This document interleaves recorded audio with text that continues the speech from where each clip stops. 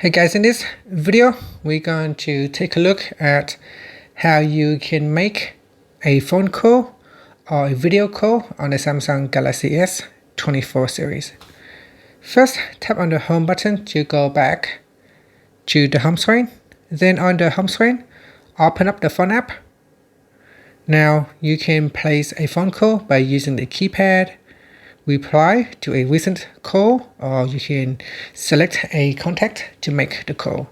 So if you tap on contacts, you can scroll down the list here and then tap on a contact. Then in here, you can tap on the green button. This is to place the call. You can tap on the message icon. This will allow you to place a text message.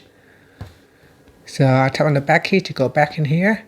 Or you can make a video call by tap on this video icon. This will open up Google Meet and will start a video call. So if I tap on answer, I can start a video call in here. Okay, so I just have ended that video call. Now if you go to keypad, you can put in the phone number. So key in the phone number and then tap on the call button. This will allow you to place the call.